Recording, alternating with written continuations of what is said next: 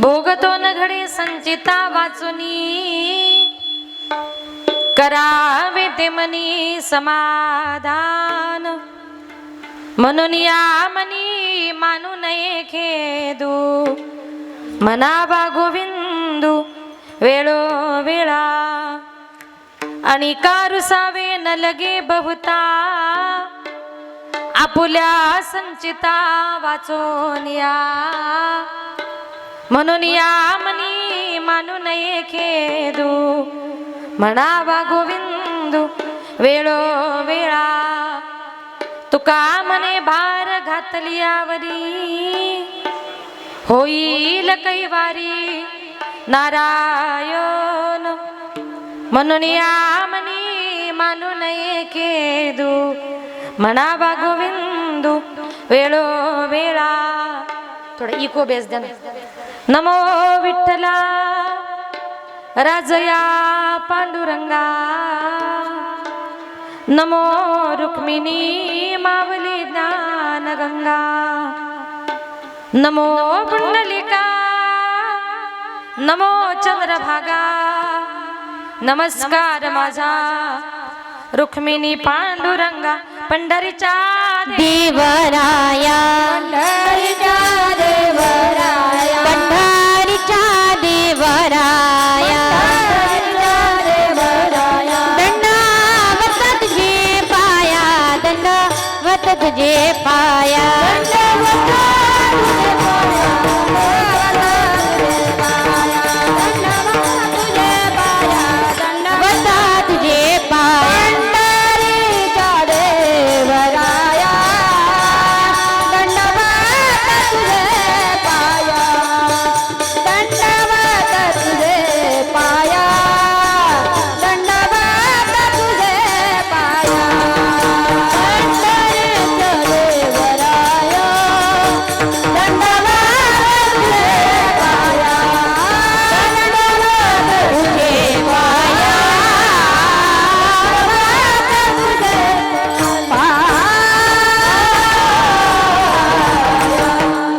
पंढरीच्या देवराया दंडवत तुझे पाया अलंकापुरी रम्य सिंहासनस्थं पदंभोज तेजस्फुरदिक् प्रदेशं विधीन्द्रादिदेवाय सदा स्तूयमानं समाधिस्थमूर्तिं भजे ज्ञानदेवं मनोजवं मारुततुल्यवेगं जितेन्द्रियं बुद्धिमतां वरिष्ठं वातात्मजं वानरयूतमुख्यं श्रीरामदूतं शरणं प्रपद्ये श्रीरामदूतं शरणं प्रपद्ये चले आओ जी पवन कुमार हमारे हरि कीर्तन में चले आओ जी पवन कुमार हमारे हरि कीर्तन में चले आओ जी पवन कुमार हमारे हरि कीर्तन में चले आओ जी पवन कुमार हमारे हरि कीर्तन में चले आओ जी पवन कुमार हमारे हरि कीर्तन में चले आओ जी पवन कुमार हमारे हरि कीर्तन में चले आओ जी पवन कुमार हमारे हरि कीर्तन में चले आओ जी पवन कुमार हमारे हरि कीर्तन में राम जी को लाना लखन जी को ला राम जी को लाना लखन जी को लाना राम जी को लाना लखन जी को ला राम जी को लाना लखन जी को लाना सब परिवार हमारे हरि कीर्तन में चले आओ जी पवन कुमार हमारे हरि कीर्तन में चले आओ जी पवन कुमार हमारे हरि कीर्तन चले आओ जी पवन कुमार हमारे हरि कीर्तन हरि कीर्तन हरि कीर्तन.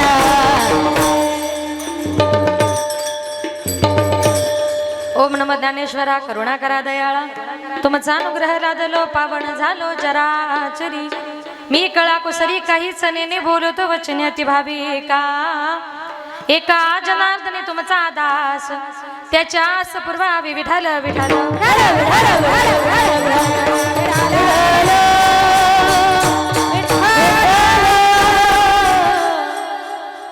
भोगतो न गडे संजिता वाचोनी करावे ते मनी समाधान अभंगाला सुरुवात करण्यापूर्वी थोडासा परिहार द्यायचा तो असा. आज या ठिकाणी कैलासवासी ठकुबाई बाबूराव पवार या आईंना आपल्यातून जाऊन आज 1 वर्ष झालेलं आहे. त्या मातेला भावपूर्ण आदरांजली श्रद्धांजली अर्पण करण्याकरता हा कीर्तनाचा कार्यक्रम या ठिकाणी आयोजित केला. त्यांच्या पश्चामध्ये त्यांची मुलं आहेत आदरणीय श्री कचरूभाऊ बाबूराव पवार, बाळासाहेब भाऊ बाबूराव पवार. मुली आहेत गंगा भागीरथी सुशीलाबाई खंडेराव चौधरी, सुनीताताई संजय गायकवाड आणि जयश्रीताई राजेंद्र पाटील. त्यांचा संपूर्ण हा परिवार, या परिवारातून एक आई आज या जगातून या विश्वातून निघून गेलेली आहे. त्या मातेला भावपूर्ण आदरांजली श्रद्धांजली अर्पण करण्याकरता हा कीर्तनाचा कार्यक्रम या ठिकाणी आयोजित केला. त्यांच्या संपूर्ण पवार परिवाराच्या वतीने, पाटील परिवाराच्या वतीने, करंजवन गावचे सरपंच आमचे माझे आदरणीय बंधू आमचे सुरेश भाऊ यांच्या संपर्काच्या माध्यमातून या ठिकाणी येण्याचा योग आला. तसेच माझे गुरुवर्य आदरणीय हरिभक्त परायण विठ्ठल महाराज वागचौर यांच्या गुरुकृपेने माझे वडील कैलासवासी भानुदास महाराज गजे यांच्या पवित्र स्मृतीला अभिवादन करून संत मंडळी, वारकरी मंडळी, महाराज मंडळी, बसलेली तुम्ही सर्व श्रोते मंडळी, सर्वांच्या चरणी एक नतमस्तक होऊन सेवेला सुरुवात करते. सेवेलागी सेवक झालो तुमच्या लागलो निज चरणा, अहो स्वामी तुकया देवा, यावर न करावा अभेद.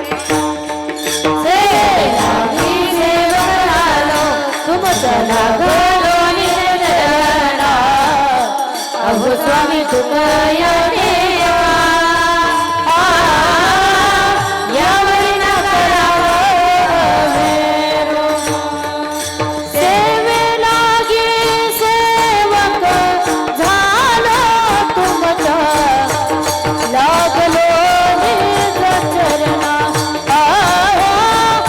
स्वामी तुकया देवा, यावरी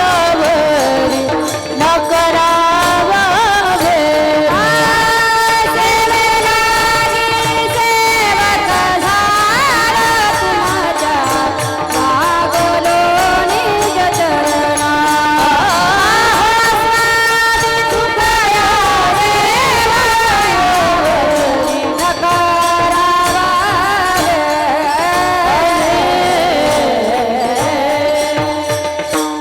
सेवेलागी सेवक झालो तुमच्या लागलो निज चरणा, मस्तक हे पायावरी वारकरी संताच्या प्रसूत प्राप्त प्रसंगी. कीर्तन रूपी सेवेकरता निवडलेला अभंग संत सम्राट वैराग्याची मूर्तिमंत पुतळे, वारकरी संप्रदायाचे कळस विश्ववंदनीय श्रीमंत तुकोबारायांचा 4 चरणाचा उपदेशपर प्रकरणातला सर्वांच्या परिचयाचा गोडासा अभंग आजच्या या कीर्तन रूपी सेवेकरता निवडला. विठाल विठाल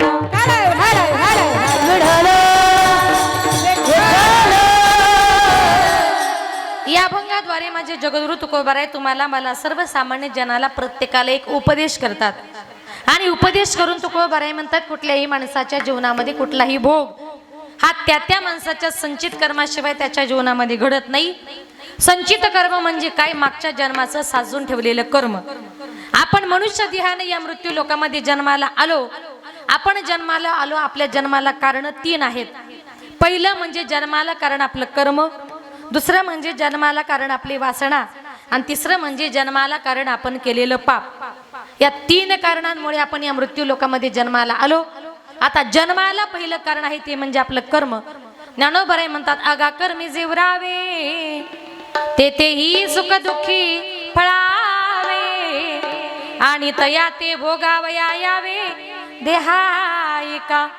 ज्ञानोबराय म्हणतात आगा कर्मी जे उरावे, जे मागच्या जन्मातले उरले ते सुखरूपी फळ असेल वा दुःखरूपी असेल, आणि तया ते भोगावया यावे देहा एका. एकट्या देहाला मात्र हे सगळं कर्म भोगावं लागतं. आपलं कर्म भोगण्याकरता या जगामध्ये दुसरा मनुष्य येणार नाही. म्हणून माणसाच्या जन्मामध्ये आल्यानंतर आपल्याला कर्म नावाची गोष्ट बंधनकारक आहे. ज्याप्रमाणे आपण कर्म केलं त्याप्रमाणे आपलं कर्म हे आपल्यालाच भोगावं लागणार.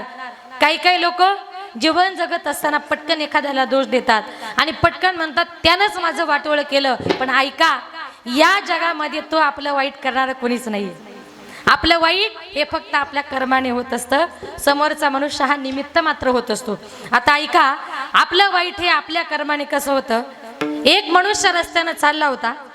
एका बंगल्याच्या आवारामध्ये त्याला एक हापूस आंब्याचं झाड दिसलं. त्याने आजूबाजूला बघितलं. आंबा बघितलं की माणसाच्या तोंडाला लगेच पाणी येतं. त्याने विचार केला आजूबाजूला कोणी दिसत नाही, याच्यातला एक आंबा चोरला तर काय फरक पडतो. म्हणून तो मनुष्य तो आंबा चोरण्याकरता त्या आंब्याच्या झाडाजवळ गेला. आता पहिला प्रश्न असा, महिला मंडळ तुम्हाला बोलता येतं ना? महिला मंडळ हो तरी म्हणता येतं ना? हा तर ऐका बघा. आता तो मनुष्य तो आंबा चोरण्याकरता त्या आंब्याच्या झाडाजवळ गेला. आंब्याच्या झाडाजवळ गेला. आता पहिला प्रश्न महिला मंडळ तुम्हाला असा आहे, आंबा बघितला कोणी? बोला ना, कोणी? कोण म्हटलं त्या माणसाने? आंबा बघितला कोणी? डोळ्याने. चालत गेले, पाय तोडला, हाताने खाल्ला, तोंडाने चव घेतली, जिभेने गेला, पोटात तृप्त झालं, मन तृप्त झालं. म्हटलं वा आंबा किती गोड लागतोय. तेवढ्यात घर मालकानं बघितलं. घर मालक पाठीमागून एवढी मोठी काठी घेऊन आला आणि त्याच्या पाठीमध्ये काठी एवढी जोरातच मारली. काठी मारल्याबरोबर दुःख झालं मनाला, पण पाणी कुठून आलं? डोळ्यातून. का? आंबा कुणी बघितला होता. म्हणून ज्याचं कर्म, इथून पुढे अजिबात कधीच कुणाला दोष द्यायचा नाही. ज्याप्रमाणे आपण कर्म केले कर्म झाले त्याची भोगाले, केले कर्म झाले त्याची भोगाले, केले कर्म झाले त्याची भोगाले, केले कर्म झाले त्याची भोगाले, केले कर्म झाले त्याची भोगाले, केले कर्म झाले त्याची भोगाले, केले कर्म झाले त्याची भोगाले, केले कर्म झाले त्याची भोगाले. उपजले मेले उपजले मे ऐसे किती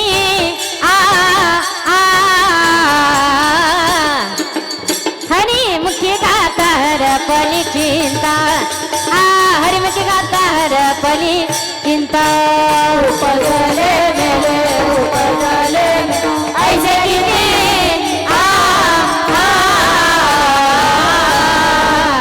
हरी मुखी गाता हरपली चिंता, हरी मुखी गाता हरपली चिंता, चिंता चिंता.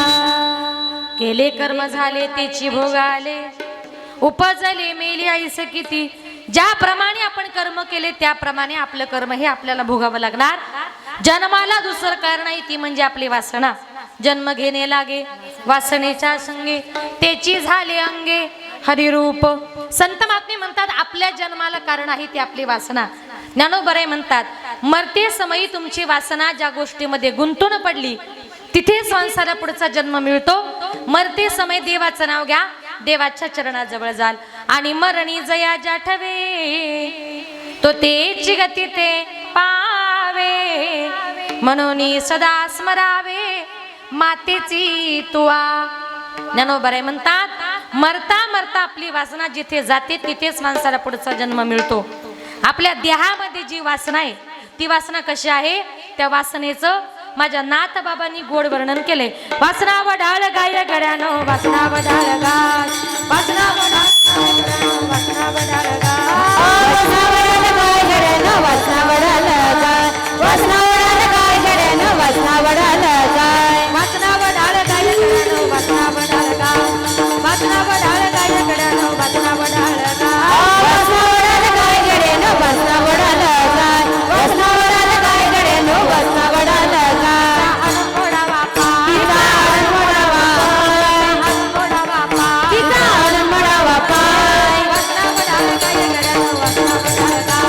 वासना वडाळ गाय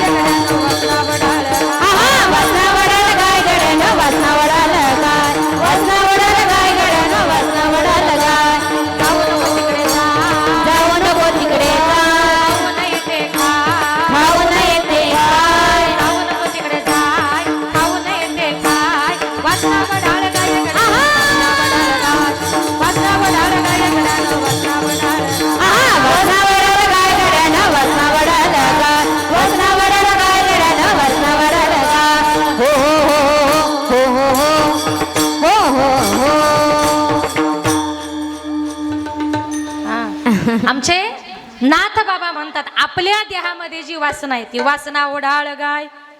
ओढाळ गाय माहिती तुम्हाला? महिला मंडळ माहिती ना सगळ्यांना? तिला कोणीच मालक नसतो. एखाद्या शेतकऱ्याचं हिरवंगार पीक दिसलं की ती गाय त्या शेतावर जाते.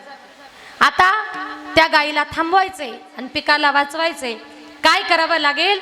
त्याचं उत्तर माझ्या नाथबाबांनी पुढे दिलं. तिचा हाणून मोडावा पाय. काय म्हटले? नाथ बाबा म्हटले तिचा पाय मोडा. आता गायीला 6 पाय असतात, त्याच्यातून तिचा 1 पाय जर मोडला, गाय पुढे चालेल का? काही चुकलं का? काय चुकलं? 4च असतात म्हणजे लक्ष आहे तुमचं. हा, असंच लक्ष ठेवा, चुकले तर लगेच सांगत जा. गायीला 4 पाय असतात, त्याच्यातून 1 पाय जर मोडला, गाय पुढे चालणार नाही. पण कीर्तन जरा व्यवस्थित ऐका. गायीचा पाय मोडायचा म्हणजे आपल्या खऱ्या खुऱ्या गोठ्यातली गाय नाही. आपल्या देहामध्ये जी वासना रूपी गाय आहे, माणसाला नको त्या मार्गाला घेऊन जाते, नको ते खायला लावते, नको ते प्यायला लावते. पुरुष मंडळ, मी पाण्याबद्दल बोलते बरं, तुम्ही गैरसमज करू नका. बाटली घ्यायची जरा बिस्लरीची घेत जा, काचेची नको. अशी जी वासना आहे आपल्याला नको त्या मार्गाला नेते, ती वासना संत महात्मे म्हणतात जन्म घेणे लागे वासनेच्या संगे. अशी ही आपल्या देहामध्ये वासना आहे. पण या वासनेवर नामचिंतन रूपी काठीचा फटका जर बसला तर माणसाच्या जीवनातली वासना सुद्धा आकळल्याशिवाय राहणार नाही. आता ऐका, आपल्या देहामध्ये वासना कशी आहे? एका राजाने आपल्या राज्यामध्ये दवंडी पिटवली होती का जो कोणी माझ्याजवळ शेळी आहे. तुम्हाला शेळी कळते का बकरी? दोन्ही कळतं ना? हां, बरं का. त्या राजाने सांगितलं माझ्याजवळ ही शेळी आहे, जो कोणी या शेळीचं पोट भरून आणेल त्याला 5 लाख रुपये बक्षीस. लोक म्हटले राजा किती मूर्ख आहे, शेळीचं पोट भरायचं कुठं 5 लाख बक्षीस असतं का? एवढीशी शेळी. आणि मग राजाने पैंजेचा विडा ठेवला. संध्याकाळच्या वेळेला एक शेतकरी आला, त्यानं तो पैंजेचा विडा उचलला आणि त्यानं सांगितलं राजे साहेब, या शेळीचं पोट म्हटलं मी भरून आणतो. त्यानं ती शेळी आपल्या घरी नेली, घासात नेली, मकात नेली, गवतात नेली, सगळीकडे नेली. आणि दुसऱ्या दिवशी सकाळी शेळी राज दरबारामध्ये हजर केली. राजानं सांगितलं बोलू नका. शेळीचं पोट भरलं का? म्हटलं हो राजे. परीक्षा घ्यायची का? म्हटली बिंदास घ्या. प्रधानजी जरा घासाची पेंडी घेऊन या. प्रधान घासाची पेंडी घेऊन आला. शेळीनं लांबूनच घासाची पेंडी बघितली आणि शेळी जे पळत सुटली, 2 मिनिटांमध्ये घासाची पेंडी फस्त. राजा म्हटला काय रे, शेळीचं पोट भरलं म्हणतोस, मग शेळीनं घास कसा काय खाल्ला? दुसरा मनुष्य म्हटला द्या या शेळीचं पोट म्हटलं मी भरून आणतो. त्यानं ती शेळी आपल्या घरी नेली. दुसऱ्या दिवशी सकाळी घासात नेली, मकात नेली, गवतात नेली. त्यानंतर तिला सुग्रास पेंड वगैरे सगळं काही चारलं. आपल्या गावठी भाषेमध्ये शेळी उलटी फुगवली, असंच म्हणतात ना? हा, शेळी उलटी फुगवली आणि दुसऱ्या दिवशी सकाळी शेळी राज दरबारामध्ये हजर केली. राजाने विचारलं का रे, शेळीचं पोट भरलं का? म्हटलं हो राजे. परीक्षा घ्यायची का? म्हणे बिंदास घ्या. प्रधानजी जरा घासाची पेंडी घेऊन या. प्रधान घासाची पेंडी घेऊन आला. शेळीने लांबूनच पेंडी बघितली आणि शेळी जी पळत सुटली, 2 मिनिटांमध्ये घासाची पेंडी फस्त. राजा म्हटला का रे, 2 दिवस झाले तुम्ही शेळी घरी नेता, तुम्हाला साधं शेळीचं पोट भरवता येत नाही. एक हुशार चतुर मनुष्य उठला आणि त्याने सांगितलं राजे साहेब ती शेळी माझ्याकडे द्या. म्हटलं मी तिचं पोट भरून आणतो. कट्टर शेतकरी होता, कट्टर तुमच्यासारखा. मग त्याने काय केलं, ती शेळी घरी नेली. सकाळी उठला, त्या शेळीच्या तोंडाच्या मापाचं एक मुस्क तयार केलं. एक अशी लांब काठी हातामध्ये घेतली आणि शेळी घासात नेली. शेळीनं घासाला तोंड लावलं का तिच्या तोंडावर फटका मारायचा. शेळीनं मकाला तोंड लावलं का तिच्या तोंडावर फटका मारायचा. अक्षरशः सकाळपासून संध्याकाळपर्यंत फटके मारून मारून शेळीचं तोंड सुजलं. आज चतुर्थी आहे, तिला कडक चतुर्थी झाली. पण तिच्या पोटामध्ये एकही अन्नाचा घास जाऊ दिला नाही. आणि मग सकाळी दुसऱ्या दिवशी सकाळी शेळी राज दरबारामध्ये हजर केली. राजाने सांगितलं का रे, शेळीचं पोट भरलं का? म्हटलं हो राजे. परीक्षा घ्यायची का? बिंदास घ्या. राजाने शेळीकडे बघितलं, बिचारीच्या पोटात दिवसभर काही अन्नच नव्हतं. तिचं पोट एकत्र झाली होती. तुम्ही राजे तुम्ही काळजी करू नका, बिंदास परीक्षा घ्या. शेळी म्हटले काहीच खाणार नाही. बघा म्हटले प्रधानजी जरा घासाची पेंडी घेऊन या. प्रधान तिकडून असा घासाची पेंडी घेऊन आला. शेळी अशी लांबून बघत होती. बिचारीला भूक लागली होती, पण तिला माहिती होतं घासाला तोंड लावलं का तोंडावर फटका दिसतो, मग मार खाण्यापेक्षा गप्प बसलेलं बरं. तसं आपल्या देहामध्ये जी वासना आहे या वासनेवर नामचिंतन रूपी काठीचा फटका जर बसला, वासनेचे बीज जळून जाया, वासनेचे बीज जळून जाया, वासनेचे बीज जळून जाया, वासनेचे बीज संत चरण राजा लागता सहज,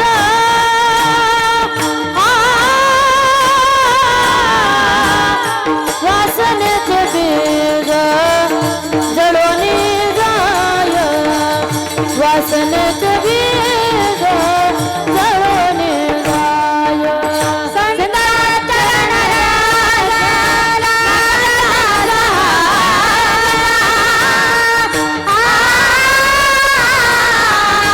वासनेचे बीज जळून जाय, वासनेचे बीज जळून जाय.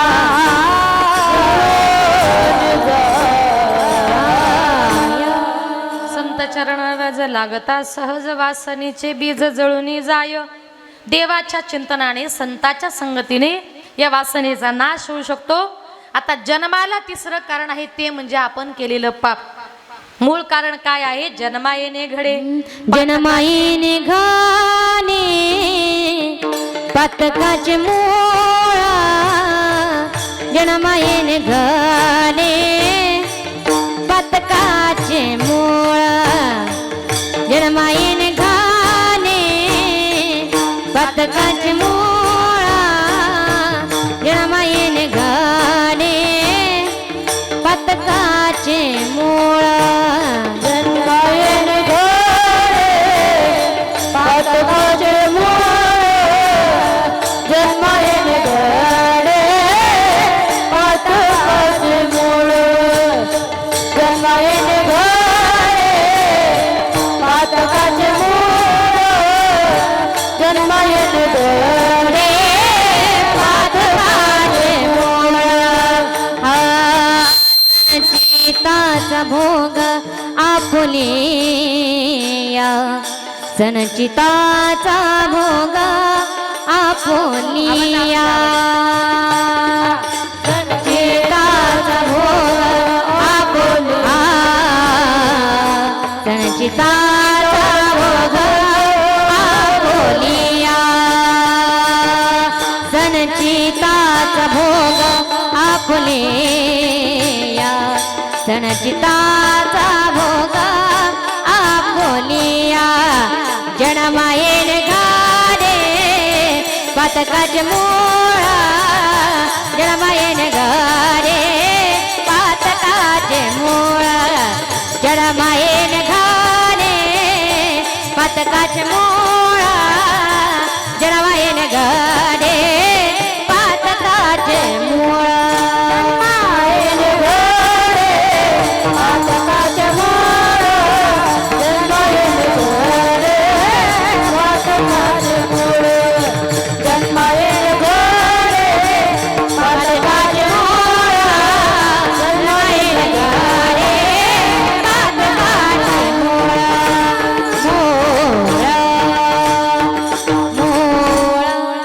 जन्मायेने घडे पातकाचे मूळ. मूळ कारण काय आहे? आपलं काहीतरी पाप शिल्लक आहे आणि म्हणून हा मनुष्य जन्म.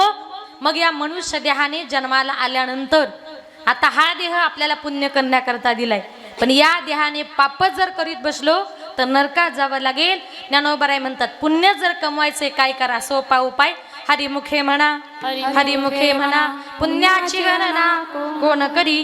परमेश्वराचं हरी हरी असं चिंतन जर केलं तर संत महात्मे म्हणतात आपल्या पुण्याची तुलना कोणाही बरोबर होणार नाही. आणि म्हणून संत महात्मे म्हणतात जीवन जगत असताना कितीही जरी दुःख आपल्या वाट्याला आलं तरी तो आपल्या संचिताचा भोग असतो. अभंगाचे प्रथम चरण. भोगतो ना घडे संचिता वादोने, भोगतो ना घडे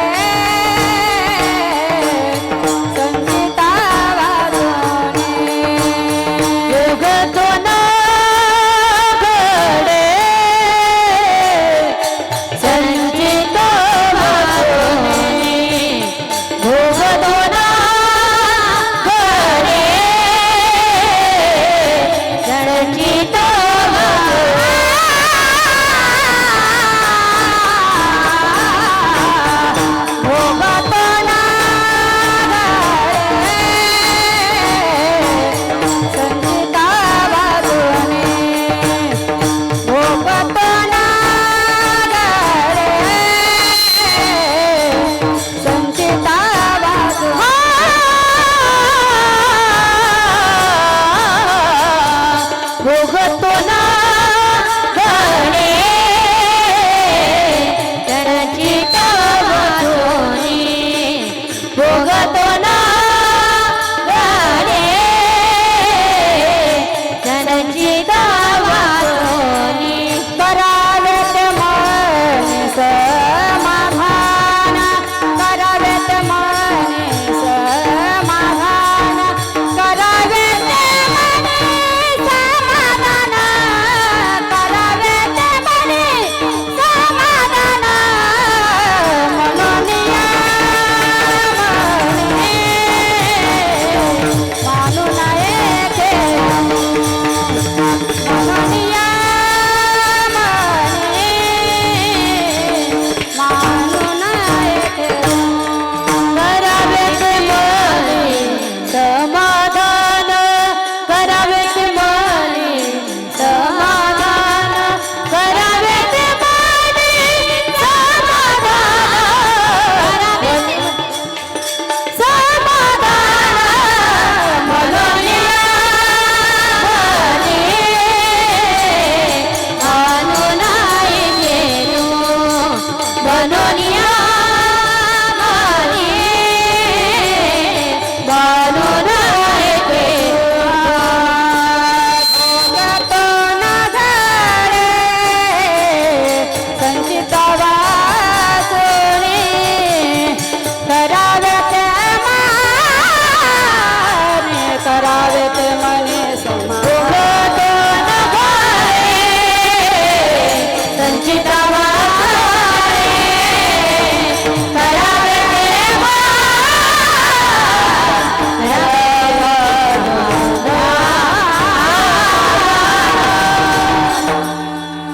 भोगतो न घडे गोड म्हटल्या संचिता वाचनी करावे ते म्हणी समाधान तुकोबारे म्हटले कुठल्याही माणसाच्या जीवनामध्ये कुठलाही भोग हा त्या माणसाच्या संचित कर्माशिवाय त्याच्या जीवनामध्ये घडत नाही. आता संचित कर्म म्हणजे काय मागच्या जन्माचं साचून ठेवलेलं कर्म. कर्म नावाची गोष्ट अजूनपर्यंत कुणाला चुकली नाही, देवादिकांना सुद्धा चुकली नाही. तुम्ही आम्ही तर सर्वसामान्य माणसं आहोत, ज्याप्रमाणे कर्म केले त्याप्रमाणे भोगावं लागणार. पण ऐका, ज्या संसारामध्ये आपण जन्माला आलोय ना, या संसारातली माणसं ही माणसाला जास्त दिवस सहन करत नाही. ऐका, म्हणजे आपण एखाद्या पाहुण्याच्या घरी पाहुणे म्हणून जर गेलो, त्यानं पाहुण्यासारखं 2 दिवसच राहायचं. अगदी एखाद्या मुलीचं लग्न झालं असेल आणि ती जरी आपल्या माहेरी गेली तरी तिने आपल्या माहेरी 2 दिवसच राहायचं. तिसऱ्या दिवशी घरातली भांडे पडायला लागले का त्या मुलीने तिथून लगेच निघायचं. का? आपली भाऊजाई सुद्धा आपल्याला सहन करत नाही. आपल्या बापाचं घर असतं पण तरी सुद्धा सहन करत नाही. का? तर संसारातली माणसं ही माणसाला जास्त दिवस ॲडजस्ट करत नाही. एक सुंदर उदाहरण सांगते बघा. एका मुलाचं नवीन लग्न झालं. नवीन लग्न झाल्यानंतर आता योगायोगाने अधिक मास आलाय. तुम्ही त्याला काय म्हणता? धोंड्याचा. जावयांना चांगला माहिती असेल, कारण जावयांची मजा असते धोंडे जेवणाची.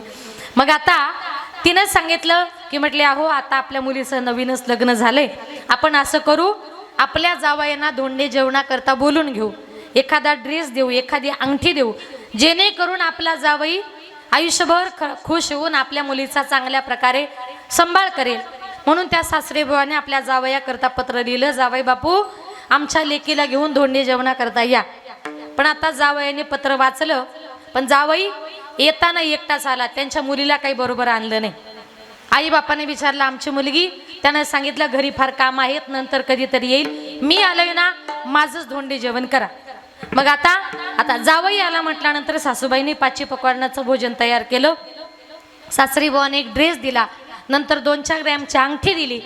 आणि याचं नवीन लग्न झालं होतं, त्याला काही जास्त सासूरवाडीचा अनुभव नव्हता.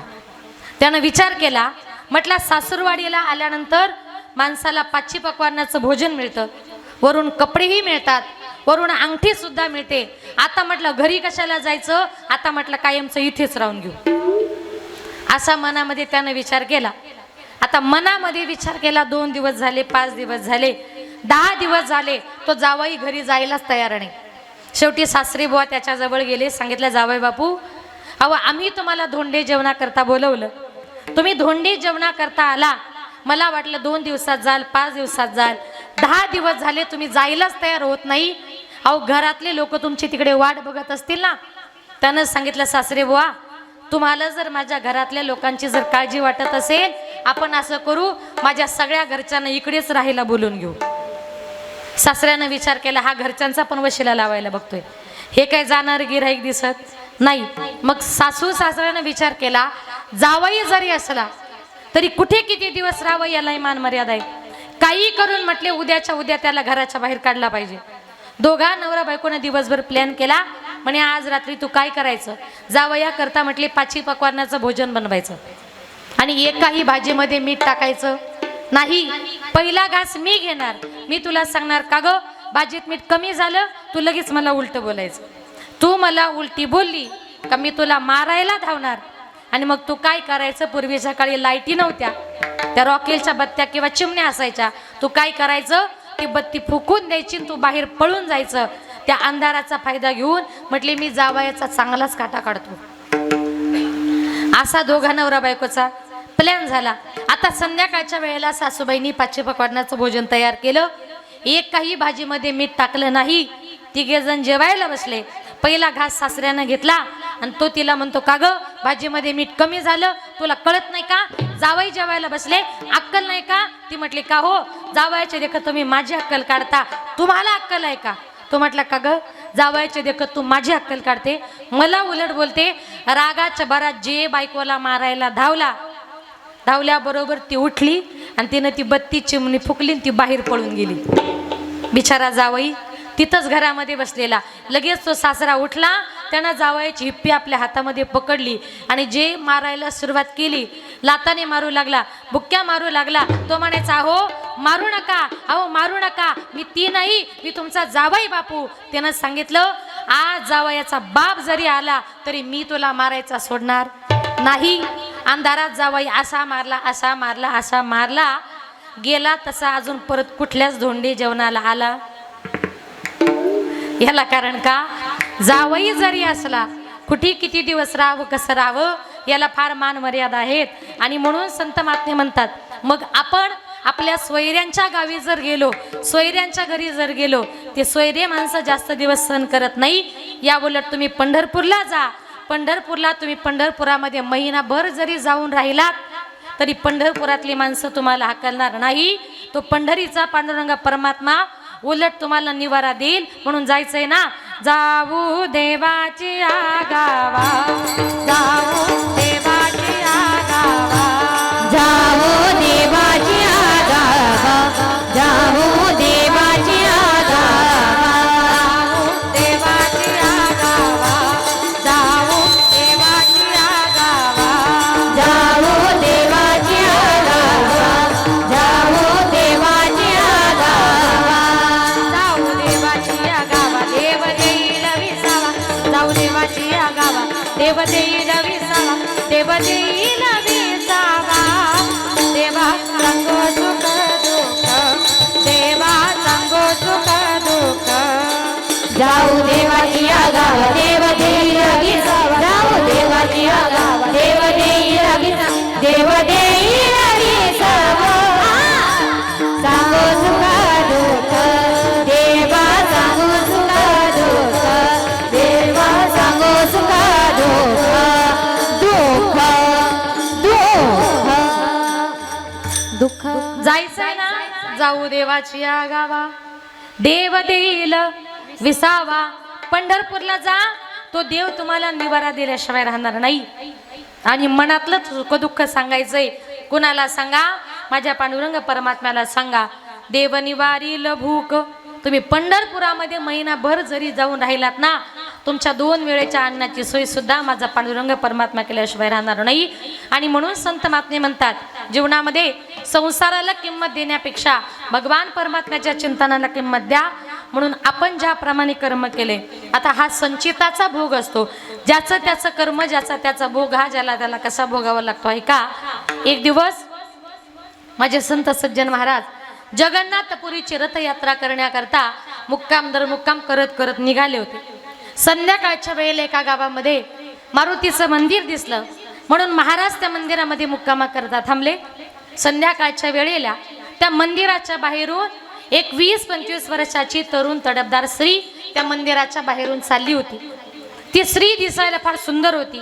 महाराजांचं वय सुद्धा 20-25 वर्षाचं होतं आणि महाराजही दिसायला फार सुंदर होते. त्या बाईनं त्या महाराजांना मंदिरामध्ये बघितलं आणि ती बाई त्या महाराजांच्या प्रेमामध्ये पडली. मंदिरात गेली, सांगितलं महाराज आपण कोण? त्यांनी सांगितलं या देहाला सद्द सज्जन महाराज असं म्हणतात. आला तर कुठून? ओरिसा प्रांतातून आलोय. चालला तर कुठे? जगन्नाथपुरीची रथयात्रा करण्याकरता चाललोय. रात्रीचा मुक्काम. म्हटले तुमच्याच मंदिरात.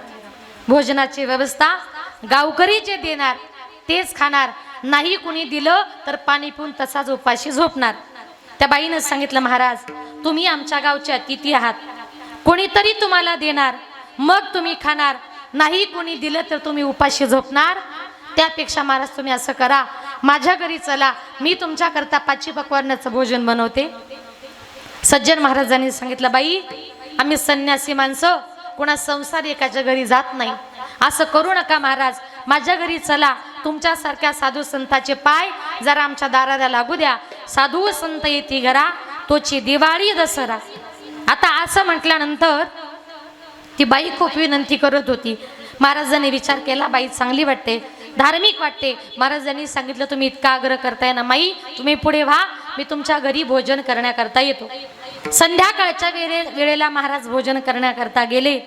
भोजन वगैरे करून झालं. महाराज हात धुण्याकरता बाहेर गेले आणि तेवढ्यात धो धो धो धो पाऊस पडायला सुरुवात झाली. आकाशामध्ये विजा चमकू लागल्या, ढगांचा गडगडाट सुरू झाला, सगळीकडे मोठं वादळ उठलं होतं.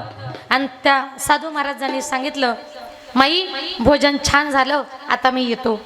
तिनं सांगितलं महाराज आता भोजन तर केलंय, आता फक्त 1 रात्र मुक्कामाचा प्रश्न आहे. अशा पावसात महाराज तुम्ही मंदिरात जाऊ नका, तुम्ही भिजणार. महाराज सकाळी मी तुम्हाला अडवणार नाही, तुम्हाला पहाटे वाटेल तेव्हा तुम्ही उठून जा, पण एवढ्या रात्री महाराज पाया पडते मी तुमच्या, तुम्ही एवढ्या रात्री जाऊ नका. पाऊस इतका पडत होता का सज्जन महाराजांचा नाविलाज झाला होता. महाराज त्या बाईच्या घरी मुक्कामा करता थांबले आणि रात्री महाराज झोपले.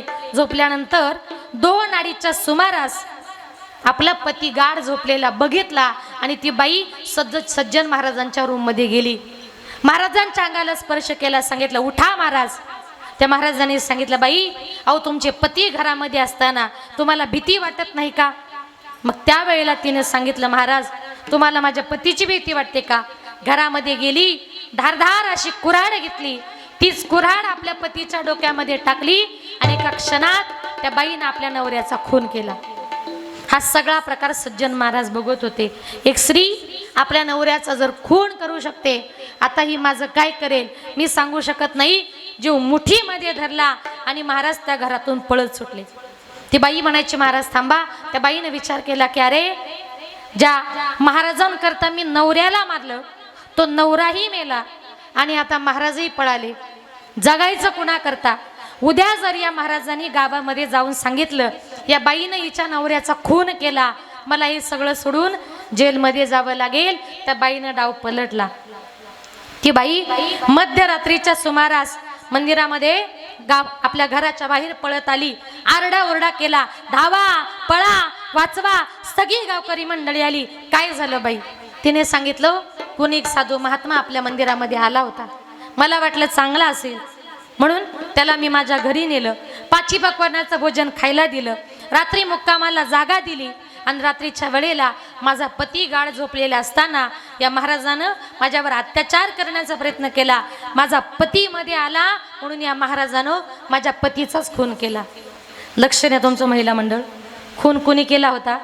तिनेच, पण आळ आणला महाराजांवर. सगळी गावकरी मंडळी महाराजांच्या पाठीमागे पळू लागली. गावाच्या बाहेर सज्जन महाराजांना पकडण्यात आलं, धरून बांधून मारुतीच्या मंदिरासमोर आणलं आणि सांगितलं महाराज. त्या बाईला तिथे उभं केलं आणि सांगितलं बाई तुम्ही सांगा या महाराजाला मारू का जिवंत सोडू? तिने सांगितलं त्याला मारूही नका आणि त्याला जिवंतही सोडू नका. बाई तुम्ही म्हणाल तसं. तिने सांगितलं ज्या हाताने या महाराजानं माझ्या पतीचा खून केला, ज्या हाताने महाराजांनी माझी अब्रू लुटली, या महाराजांचे दोन्ही हात तोडून टाका. त्या बाईच्या सांगण्यानुसार सज्जन महाराजांचे दोन्ही हात तोडण्यात आले. महाराजांना सोडून दिलं. पश्चाताप झाला, पळत गेले, रडत गेले, जगन्नाथपुरीला जाऊन पोहोचले. जगन्नाथाच्या चरणावर आपलं मस्तक टिकवलं, हंबरडा फोडला आणि सांगितलं, जगन्नाथा, अरे अशी माझी काय चुकी झाली होती. मी तुझी यात्रा करण्याकरता निघालो होतो. मी त्या मारुतीच्या मंदिरामध्ये मुक्कामाला होतो. ती बाई तिथे आली, तिने मला घरी भोजनाचा आग्रह केला. तिनेच माझ्यावर जबरदस्ती करण्याचा प्रयत्न केला. तिने तिच्या पतीचा खून केला आणि सगळा खोटा आळ माझ्यावर आणि माझे 2 हात तोडले गेले. त्या गावासमोर माझा किती मोठा अपमान झाला. जगन्नाथा, अरे याच्यामध्ये माझी काय चुकी. जगन्नाथाने सांगितलं, सज्जन महाराज शांत व्हा. आज तुमचे हे जे 2 हात तुटले ना, हे तुमचं आत्ताचं नाही, तुमचं मागच्या जन्माचं संचित कर्म आहे. मग त्यावेळेला सज्जन महाराजांनी सांगितलं, जगन्नाथा, अरे मागच्या जन्मामध्ये मी असं काय केलं का ज्याच्यामुळे माझे या जन्मात 2 हात तुटले गेले. जगन्नाथाने सांगितलं, ऐका सज्जन महाराज, मागच्या जन्मामध्ये तुम्ही एक संन्यासी साधू होतात. ज्या बाईच्या घरी तुम्ही मुक्कामाला होते, ती बाई मागच्या जन्मात एक गाय होती. तिचा पती मागच्या जन्मात कसाई होता. तो कसाई एक दिवस त्या गाईला घेऊन चाललेला असताना त्याच्या हातून ती गाय सुटली. कुठे पळाली त्याला कळेना. तुम्ही तिथून चालला होतात आणि त्या कसायाने तुम्हाला विचारलं, महाराज, माझी गाय इथून पळताना बघितली का. तुम्ही उजव्या हाताचा संकेत केला आणि सांगितलं, हो, तुमची गाय या दिशेला गेली. त्या गाईला सुद्धा समजलं की या महाराजानंच माझा पत्ता सांगितला. जर या महाराजानं माझा पत्ता सांगितला नसता तर माझा जीव वाचला गेला असता. पण या महाराजानं माझा पत्ता दाखवल्यामुळे हा कसाई मला आता कत्तलखान्यात नेईल, माझी कत्तल करेल. पण महाराज, तुमच्यामुळे माझा आज जीव जात आहे. या जन्मात नाही, पण पुढच्या जन्मात का होईना मी तुमचा काटा काढल्याशिवाय राहणार नाही. म्हणून मागच्या जन्मातला काटा काढण्याकरता ती बाई, ते मागच्या जन्मातली गाय या जन्मामध्ये बाई झाली. तो जो कसाई होता ना, तो या जन्मात तिचा नवरा झाला आणि मागच्या जन्मामध्ये त्यानं तिला कत्तलखान्यात कापल्यामुळे या जन्मामध्ये तिनं त्याला घरात कुऱ्हाडीनं कापला. म्हटले, दोघांमध्ये माझी चुकी काय. तुमची चुकी एकच, हिंदू धर्मामध्ये गो मातेला पवित्र मानतात. गो हत्येसारखं मोठं पातक नाही. त्या दिवशी महाराज, तुम्ही एका हाताने जर गाय दाखवली नसती तर कदाचित त्या गोमातेचा जीव वाचला गेला असता. पण मागच्या जन्मामध्ये एका हाताची शिक्षा, या जन्मामध्ये गो हत्याचं पातक तुम्हाला लागलं. त्या गायीमुळे त्या बाईमुळे तुमचे 2 हात तुटले गेले. म्हणून भोगतो न घडे संचिता वाचुनी, करावे ते मनी समाधान. आणि म्हणून संत महात्मे म्हणतात, आपल्या वाट्याला जे आलंय ना ते कुणाला चुकवता येत नाही. करावे ते मनी समाधान. जीवनामध्ये जरा समाधान मानायला शिका. भगवान परमात्म्याने जेवढं दिले ते बिले आनंद तैसेचे राहावे. ते बिले आनंद तैसेचे राहावे. ते बिले आनंद तैसेचे राहावे. ते बिले आनंद तैसेचे राहावे. ते बिले आनंद तैसेचे राहावे. ते बिले आनंद तैसेचे.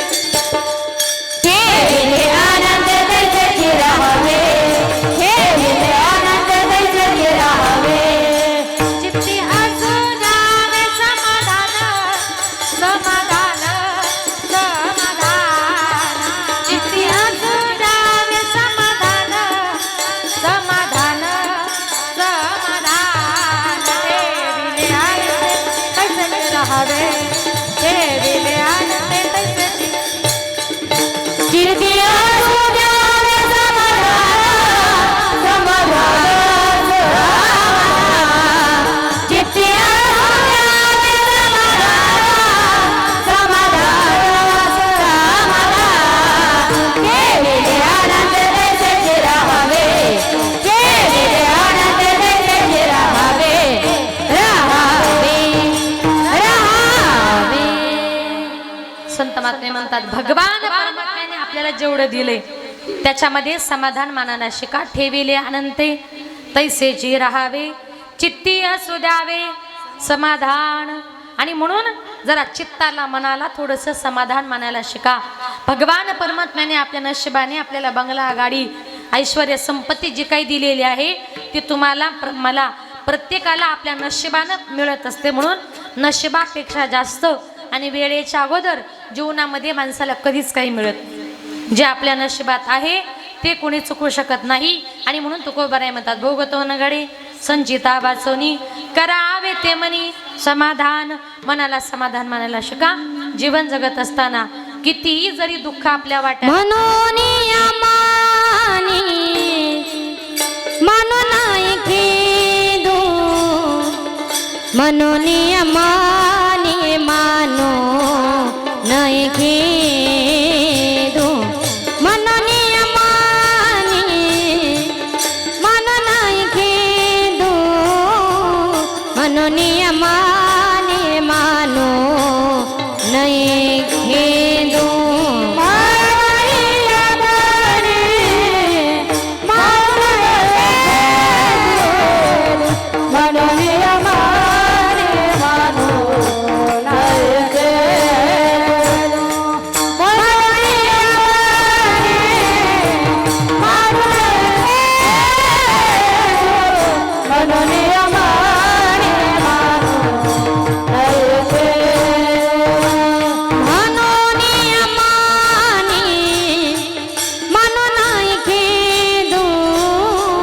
म्हणून माने मानो नये खेदो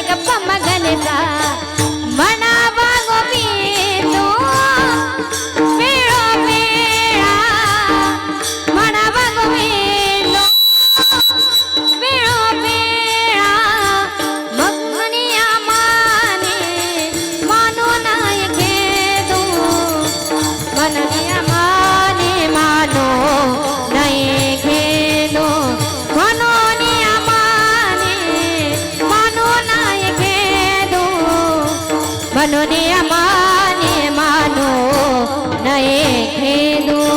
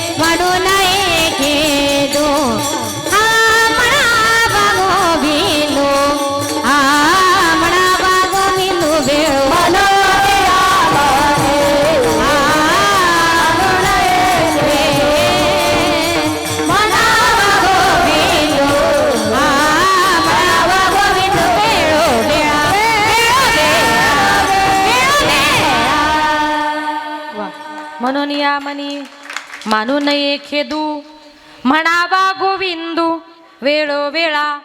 तुकोबाराय म्हणतात जीवन जगत असताना आपल्या वाट्याला कितीही जरी दुःख आलं तरी त्याचं दुःख मनामध्ये बाळगायचं नाही. आपल्याला काय करायचंय म्हणावा गोविंदू वेळोवेळा.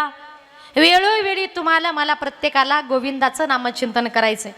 ज्या संसारामध्ये आपण जन्माला आलो हा संसार आपल्याला अतिशय आनंदाने सुखाने करायचा आहे. कारण माझ्या ज्ञानोबरायांनी प्रतिज्ञा केली अवघाचे संसार सुखाचा करीन आनंदे भरीन तिन्ही लोक अशी माझ्या ज्ञानोबरांनी प्रतिज्ञा केली आणि म्हणून हा संसार हा एकट्याचा नसतो.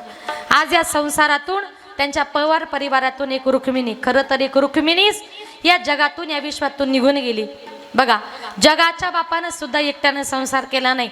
जगाचा बाप सुद्धा रुक्मिणी मातेला म्हणतो, रुक्मिणी अगं तुझ्या विना मी या जगाचा एकटा संसार कधीच करू शकत नाही ग. तुझ्या विना वैकुंठाचा कारभार चालना, एकल्या विठुरायाला हो संसार पेलना. तुझ्या विना वैकुंठाचा कारभार चालना, एकल्या विठुरायाला हो संसार पेलना. इको दाना. तू सकलांची आई, साता जन्माची पुण्याई, घेई पदरात आमावरी छाया धरबाई. तुझी थोरवी महान, तिन्ही लोकी तुला मान, देई वरदान हो तुझ्या पालखीचे होई. रखुमाई रखुमाई रखुमाई रखुमाई रखुमाई रखुमाई रखुमाई रखुमाई. तुझ्या विना वैकुंठाचा कारभार चालना, एकल्या विठुरायाला हो संसार पेलना. बघा, जगाच्या बापानं सुद्धा एकट्यानं संसार केला नाही. आणि म्हणून काही काही बायका म्हणतात ना, त्याच्या संसारामध्ये सुख नाही, सगळं करते ते मीच करते. हा तुमचा गैरसमज आहे. कारण का, या संसारामध्ये नवरा बायकोचं नातं हे फार महत्वाचं आहे. आणि या संसाराचा आपण जर विचार करायला गेलो, हा संसार कसा आहे. अरे संसार संसार जसा तवा चुल्यावर, आधी हाताला चटके मग मिळते भाकर. अरे संसार संसार जसं कबशीच घर, बशी बशी आराम शिर, कप फिरे गर. राहू द्या ना गर. अरे संसार संसार दोघा जीवाचा विचार, जिथे सुखाला होकार तिथे दुःखाला नकार. हा संसार जर आपण बघितला महिला मंडळ, या संसाराचं गणित असं आहे. ज्या वेळेला एखादी नवीन मुलगी भाकरी शिकायला बसते, तिला पहिला तव्याचा झटका बसल्याशिवाय ती भाकरी शिकू शकत. याचा प्रत्येकानं आपण अनुभव घेतलेला असतो. दुसरं म्हणजे अरे संसार संसार जसं कबशीच घर. आपल्या घरामध्ये मान्नीमध्ये आपण बशीची जागा जर बघितली, बशीची जागा मान्नीमध्ये कशी असते हो. बशी आरामात पाठ टेकून बसलेली असते, पण कपाचा कान मात्र 24 तास टांगलेला. बशी बशी आराम शिर, कप फिरे गर गर. म्हणजे थोडक्यात काय, बिचारा कप सकाळी उठला, स्नान संध्या झाली, डबा घेतला का निघाला कामाला. डबा एकदाचा कामाला गेला की ती बशी दिवसभर हातामध्ये रिमोट, जी मराठी, कलर मराठी, स्टार प्रवाह सगळे चॅनल चेंज करते. पण त्याला मात्र आपल्या संसाराकरता, आपल्या प्रपंचाकरता रात्रंदिवस फिरावं लागतं. याला तर खरा संसार म्हणतात. आणि बघा आता बशी म्हणजे महिला मंडळ आणि कप म्हणजे पुरुष मंडळ. लक्ष द्या बरं. बशी आपल्या हातातून पडली फुटली, आपण ती फेकून देतो. पण महिला मंडळ, कपाचा दांडा जरा, कप जर आपल्या हातून खाली पडला आणि त्याचा दांडा जरी तुटला, आपण त्याला फेकतो का? खरं सांगा, नाही फेकत का? मसाला ठेवायला, मीठ ठेवायला, ठेचा, बिचाऱ्याचा कान तुटतोड तरी त्याला ठेच्याचा चटका कोणाला? बिचाऱ्या कपालाच.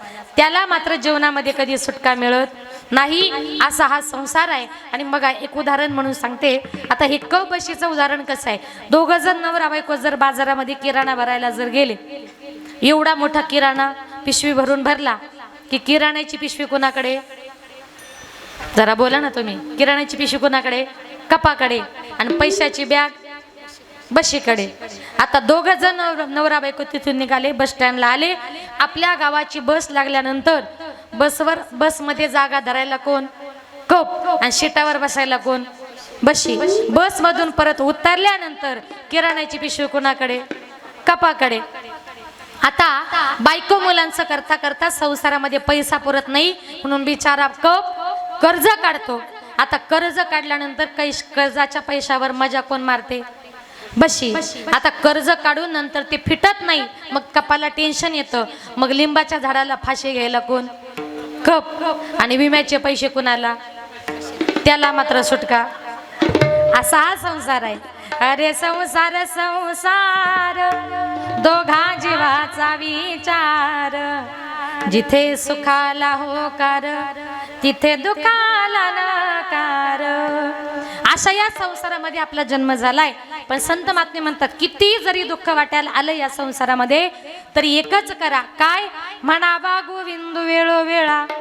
वेळोवेळी तुम्हाला मला प्रत्येकाला गोविंदाचं चिंतन करायचं. एक सुंदर उदाहरण सांगते, ऐका. कधीतरी तुम्हाला जीवनामध्ये कामी येईल हे उदाहरण. ज्या वेळेला माझी संत जनाबाई विठ्ठलाची भक्त नामदेवरायांची दासी जणी म्हणून नामदेवरायांच्या घरामध्ये पडेल ती कामं करायची. नामदेवाच्या घरी 14 जण स्मरती हरी, कपडे भांडे झाडलोट सगळं काही करायची. आणि रात्रीच्या वेळेला सगळे कामं करून झाले का सकाळी उठल्याबरोबर घरातल्या माणसांना ताजी ताजी भाकर मिळाली पाहिजे याच्याकरता माझी जनाबाई रात्रभर जात्यावर दळण दळायची. आणि दळण दळताना नुसती दळत नव्हती, सुंदर ओव्या म्हणायची. सुंदर माझे जाते ग फिरते भवते ग, ओव्या गावो कौतुके तू ये रे बा विठ्ठला. सासू आणि सासरा दिरतो तिसरा, ओव्या गावो व्रतारा तू ये रे बा विठ्ठला. प्रपंच दळण दळिले पिठ म्या भरिले, सासू पुढे ठेविले तू ये रे बा विठ्ठला. प्रत्येक काम करताना काय म्हणावं? एक दिवस दोघ जण दळत होते. दळण खूप होतं. दळण दळता दळता देवाला खूप घाम आला म्हणून देवानं आपल्या गळ्यातले दागिने काढले आणि जनाबाईच्या मांडी खाली ठेवले. आता दोघ जण छान दळण दळतायत, ओव्या म्हणतायत, गप्पा मारतायत. दळण दळता दळता पहाटेचे 4 वाजले. देवाला कळालंच नाही. तिकडे वारकरी मंडळी मंदिरामध्ये आली आणि वारकऱ्यांनी आवाज दिला, उठा पांडुरंगा प्रमाथ समयो पातला, वैष्णवांचा मेळा गरुडा पारी दाटला, वैष्णवांचा मेळा गरुडा पारी दाटला.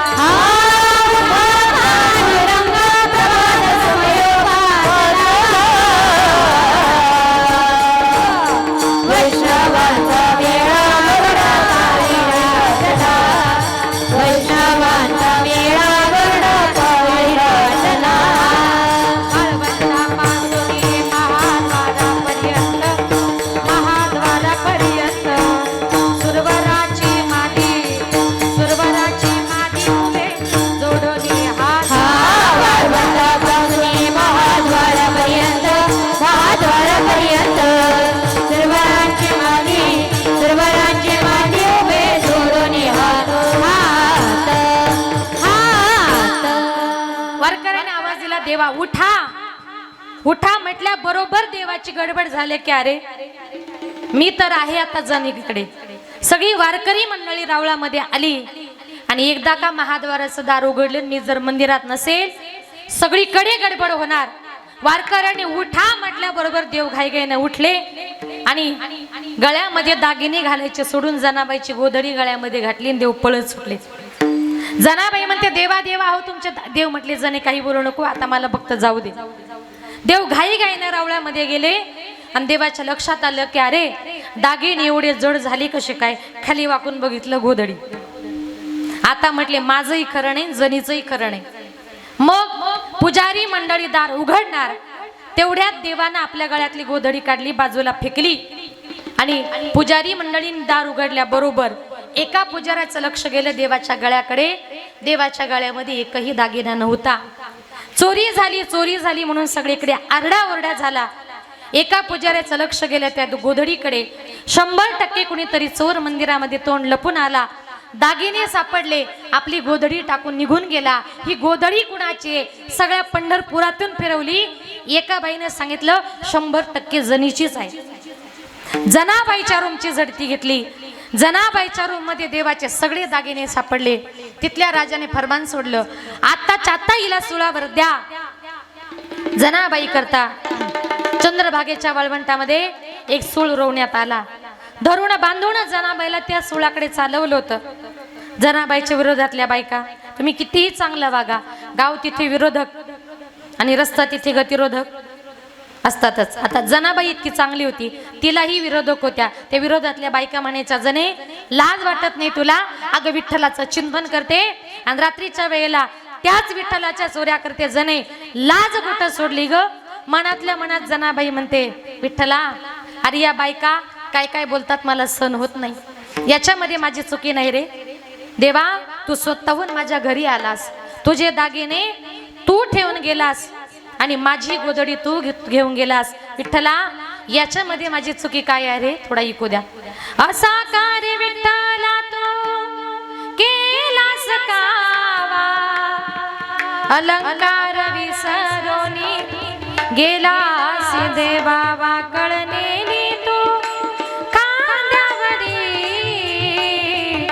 आळ चोरीचा माझ्यावरी. ओव्या गाऊन स्वरात दासी जनीच्या घरात,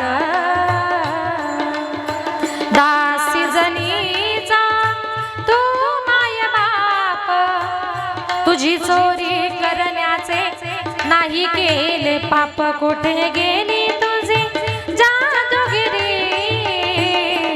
आळ चोरीचा माझ्यावरी. ओव्या गाऊन स्वरात दासी जनीच्या घरात. जनाबाई म्हणते, विठ्ठला, याच्यामध्ये माझी चुकी काय रे? धरून बांधून जनाबाईला त्या सुळापर्यंत नेलं, सुळावर चढवलं. चमत्कार घडला. सुळाचे त्या झाले पाणी पाणी. सुळावर चढवल्याबरोबर त्या सुळाचं पाणी झालं. पांडुरंग परमात्मा प्रगट झाले आणि जनाबाईने देवाला बघितलं, पळत गेली, देवाचे चरण धरले. देवानं सांगितलं, उठ जणी, तू माझी भक्त आहेस. अगं, तुझ्यावर इतका मोठा चोरीचा आळ आला, पण तू कोणासमोर माझं नाव नाही घेतलं. अगदी सुळावर देण्यापर्यंतची शिक्षा तुला झाली, तरी तू माझं नाव नाही घेतलं. तिथे आपल्यातली जर कोणी जनाबाई असती तर सुळावर द्यायच्या वेळेला तरी मरण दिसलं असतं ना. मग ती म्हटली असती, मी नव्हते गेले, देवच माझ्या घरी आला होता. पण जने, सुळावर देण्यापर्यंतचं संकट तुझ्यावर आलं, पण कोणाही समोर माझं नाव न सांगता तू मनातल्या मनात माझं विठ्ठल विठ्ठल असं चिंतन करत राहिल्यामुळे जने मला तुझ्यावरचं संकट दूर करावं लागलं. याच्यातून जनाबाई एकच शिकवते, कितीही जरी संकट आपल्यावर आली तरी म्हणावा गोविंदू. वेळोवेळी तुम्हाला मला फक्त त्याचं चिंतन करायचंय. जीवन जगत असताना अजिबात कोणावर रुसू नका. अभंगाचे 3रे चरण. आणि करू सावे न लगे बहुता, आणि करू सावे न लगे बहुता, आणि करू सावे न लगे बहुता, आणि करू सावे न लगे बहुता, आणि करू सावे न लगे बहुता, आणि करू सावे न लगे बहुता, आणि करू सावे न लगे बहुता, आणि करू सावे न लगे बहुता, आणि करू सावे न लगे बहुता, आणि करू सावे न लगे बहुता, आणि करू सावे न लगे बहुता, आणि करू सावे न लगे बहुता, आणि करू सावे न लगे बहुता, आणि करू सावे न लगे बहुता,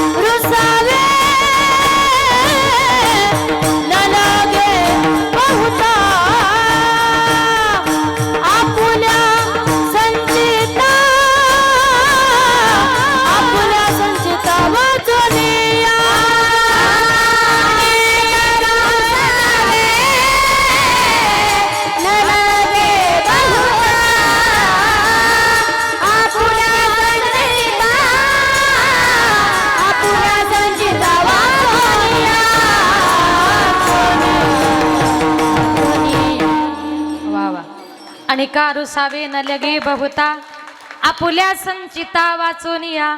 आणि म्हणून संत महात्मे म्हणतात जीवन जगत असताना किती जरी दुःख वाट्याला आलं अजिबात कोणावर रुसायचं नाही. तुका मने भार घातली यावरी होईल कैवारी नारायण. आता या ठिकाणी माझ्या अल्पमतीप्रमाणे अभंगाचा धावता भावार्थ आपल्या समोर मांडण्याचा प्रयत्न केला. कार्यक्रमाची वेळही संपत आलेली आहे. जास्त वेळ घेणार नाही. शेवटी जाताना थोडंसं आई वडिलांविषयी बोलते. या विश्वामध्ये माय बापासारखं श्रेष्ठ दैवत नाही. जिवंतपणी माणसाला मायबापाची किंमत कळत नाही. एकदा का आपले मायबाप या जगातून या विश्वातून निघून गेले नंतर किती जरी रडलं फायदा होणार नाही. जिवंतपणी आई वडिलांची सेवा करा. आज एक आई या जगातून या विश्वातून निघून गेली. जेव्हा आपले मायबाप या जगातून या विश्वातून निघून जातात ना, आज ती आई गेली ती आपल्या घरी परत कधीच येऊ शकत नाही. याला कारण का, जेव्हा ती गेली तेव्हा ती कुठे गेलेली असते. गेली दुरी दिगंतरा पुन्हा येणे नाही घरी. विजला हो नंदा दीप कशी जाऊ मी मंदिरी. लाडकी माझी आई वाट पहा ती कैवारी. भोडी रखुमाई गेली झाली उदास पंढरी. श्रद्धांजली देता थरथरे माझी काया. राहू दे रे माझी आई मोक्षपदी देवराया. मायबाप गेल्यानंतर आपण देवाला म्हणतो देवा माझ्या आईला माझ्या बापाला मोक्षपदाला नाही. पण जिवंतपणी आपले मायबाप हे सगळ्यात महत्वाचं दैवत आहे. एकदा का आपली आई आपल्याला सोडून गेली ना, सोडून या गेली आई मायले कराना. सोडून या गेली आई मायले कराना. आई आई आई हाका मारू मी कुणाला. आई आई आई हाका मारू मी कुणाला. आई आमच्यासाठी कष्ट केले फार. आई आमच्यासाठी कष्ट केले फार. सोडून या गेली आई सारा परिवार. सोडून या गेली आई सारा परिवार. लेकी सोना रडत बसती काना कोपऱ्याला. लेकी सोना रडत बसती काना कोपऱ्याला. आठवण येते आई त्याच घडीला. आठवण येते आई त्याच घडीला. सोडून या गेली आई मायले कराना. आई आई आई हाका मारू मी कुणाला. आई आई आई आई म्हणू मी कुणाला. एकदा का आपली आई या जगातून या विश्वातून निघून गेली. शेजारच्या आईला दुसऱ्याच्या आईला प्रेमानं तुम्ही कितीही जरी आई म्हटलात ना, दुसऱ्याची आई आपली आई कधी होऊ शकत नाही. आज एक आई आपल्या मुलांना आपल्या मुलींना पोरकं करून या जगातून या विश्वातून निघून गेली. आईचं आणि मुलीचं नातं म्हणजे अतिशय गोड, अतिशय प्रेमाचं. असं एकही घर नाही का त्या घरामध्ये आईचं मुलीचं भांडण होत नाही. पण त्या माय लेकीचं भांडण म्हणजे कसं असं माहितीये. माय लेकीचं भांडण दया दुधाची उकळी. लेक धरते अबोलाई मनाची मोकळी. आईचं आणि मुलीचं दोघींचं जर भांडण झालं, मुलीला आईविषयी राग येतो. आईच्या मनात राग नसतो तर उलट प्रेम असतं. कारण का, आई जे शिकवते ते काय असतं माहिती मुलींनो. आई शिकविते तुला राग येतो लेकी. पराया माणसाशी बोलू नये एकाएकी. काय म्हणते आई, अगं तुझी मुलीची जात आहे ग, परक्या पुरुषाशी पटकन रस्त्यावर बोलू नये. आणि बोलली तर लोक नावं ठेवतात ग. अशा प्रकारचे संस्कार आई आपल्या मुलीवर करत असते. आपल्या मुलींवर संस्कार करता करता एक दिवस अचानक सगळ्या मुली लग्नाच्या होतात आणि एक एक करून सगळ्या मुली लग्न करून परघरी निघून जातात. मुली निघून गेल्यानंतर त्या घरामध्ये आईला आपल्या मुलीशिवाय करमत नाही. मग ती आई आपल्या मुलींची आठवण म्हणून भिंतीवर असं चिमणी पाखरांचं चित्र काढते आणि शेजारणीला पटकन म्हणते माझ्या घरातल्या सगळ्या चिमण्या उडून गेल्या ग. लेक जाते सासरलाई लाग कर मेना सारविल्या भिंतीवर काढल्या ग मैना. लेक जाते सासरला मागे मागे फिरू पाही बोलती आई माझी लाडाची लेक जाई. लेक जाते सासरला माय लेकी पडे गळा कस कोरड्या नदीला पाणी येत खळा खळा. म्हणजे एखादी मुलगी लग्न करून जायला निघाल्यानंतर तिला रड असं सांगावं लागत नाही. आई बापाच्या डोळ्यातून आपोआप पाणी येत असतं. इतकं निस्वार्थ प्रेम आई आपल्या मुलीवर करत असते. मुली लग्न करून जातात, मुलं असतात, पण ते मुलं कधी कधी आपल्या माईबापाकडे लक्ष देत नाही. आईबाप आजारी पडतात, एका जागेवर पडतात. ती आई शेजारणीला म्हणते अगं आमचे हातपाय आता म्हातारे झाले, आम्हाला उठवत नाही बसवत नाही, आमची मुलं आमच्याकडे लक्ष देत नाही. मुली माझ्या सगळ्या सासूर करणी झाल्यात, त्या परत परत येऊ शकत नाही. मग तू काय कर, आम्ही कधी मरू याची गॅरंटी नाही. जरा आमच्या मुलीला निरोप दे आणि तिला जरा मला भेटायला पाठव.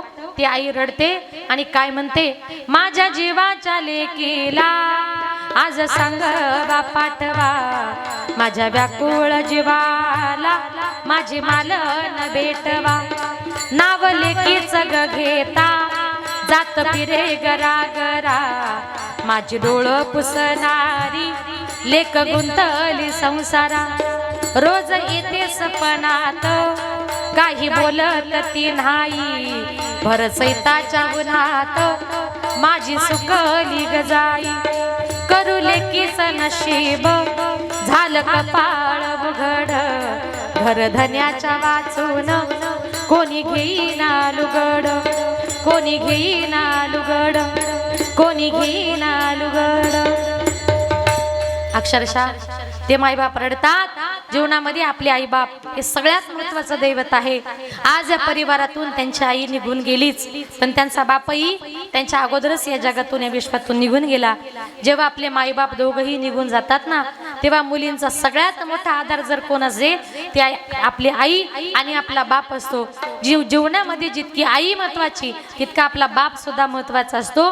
आणि म्हणून मुलींनो, जेव्हा आपला बाप कामावरून घरी दमून येतो तेव्हा आपल्या मुलांना मुलींना बघितलं की तो बाप हलकीशी स्माईल देतो, पण त्याच्या हसण्याच्या पाठीमागे फार मोठं दुःख असतो.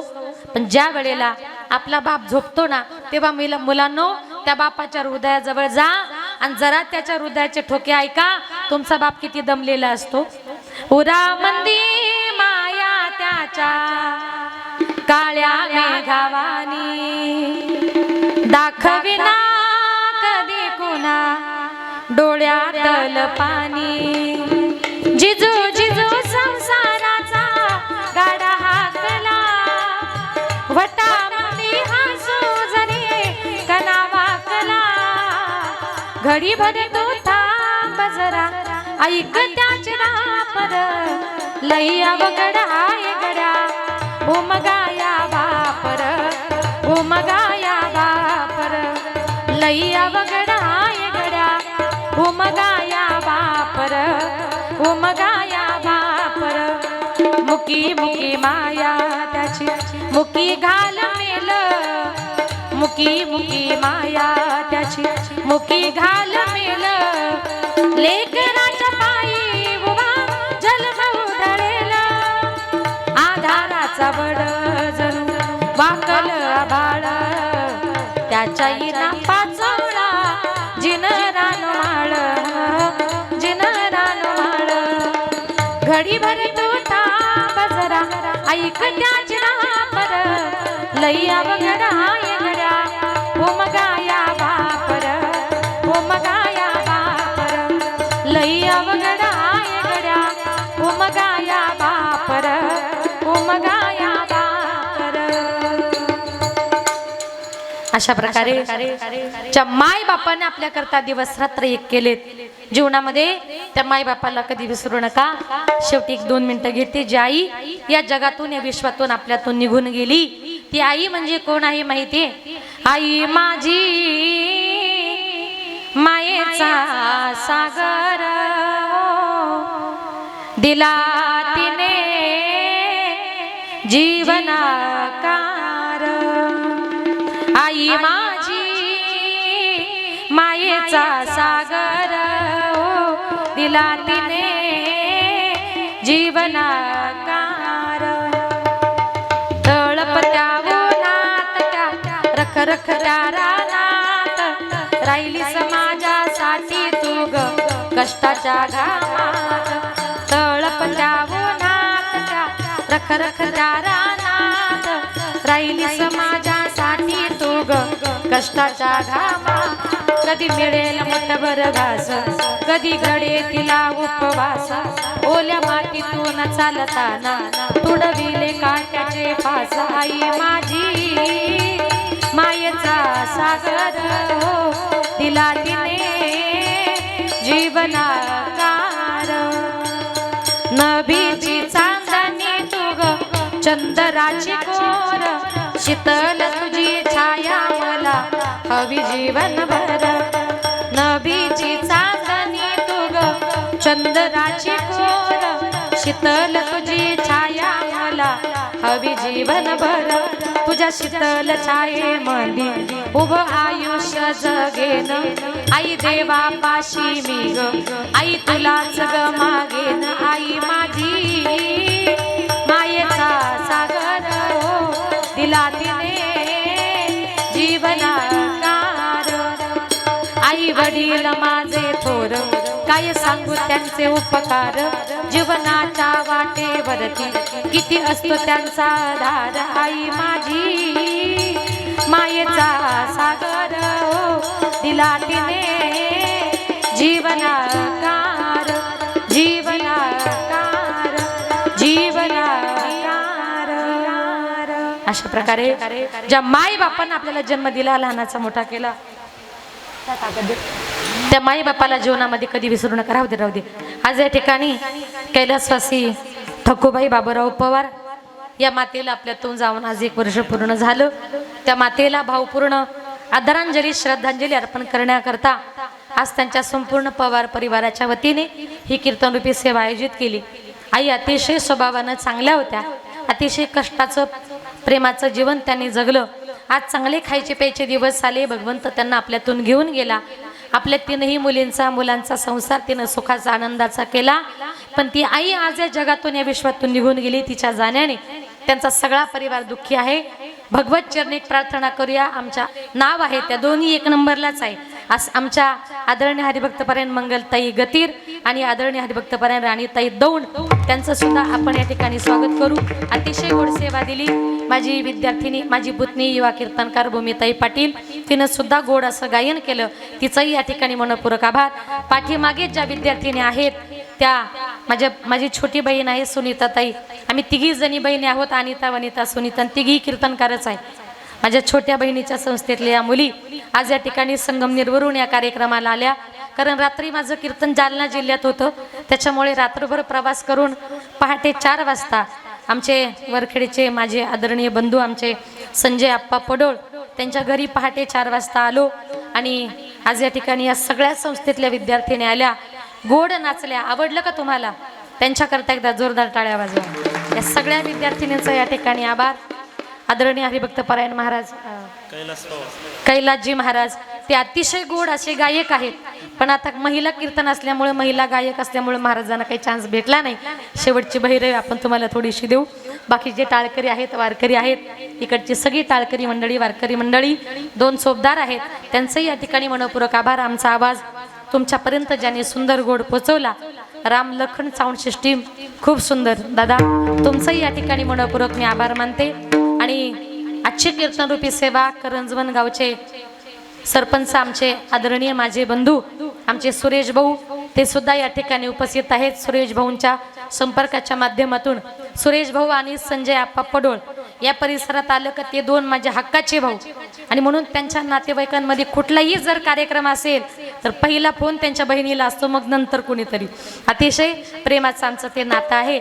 आणि त्यांच्या पश्चामध्ये आज त्यांची मुलं आहेत आईंच्या पश्चामध्ये कचरूभाऊ बाबूराव पवार, बाळासाहेब भाऊ बाबूराव पवार, त्यानंतर त्यांच्या मुली आहेत गंगा भागीरथी सुशीलाबाई खंडेराव चौधरी, सौ सुनीताताई संजय गायकवाड, जयश्रीताई राजेंद्र पाटील आणि त्यांचे बंधू. काय नाव म्हटले?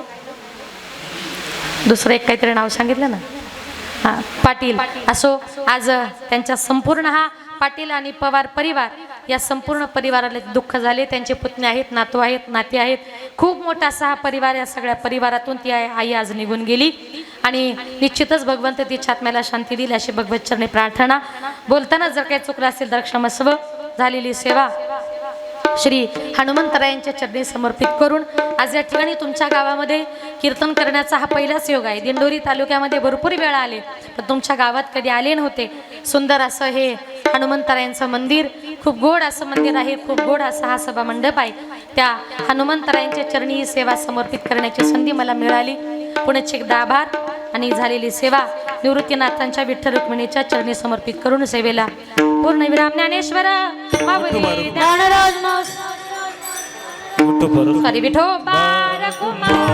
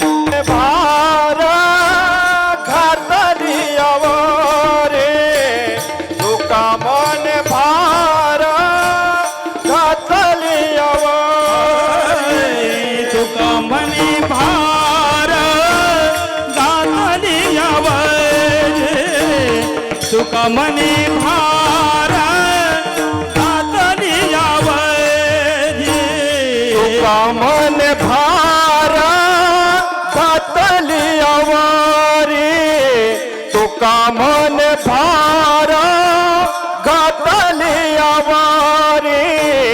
होईल गैवाणी नारायण, होईल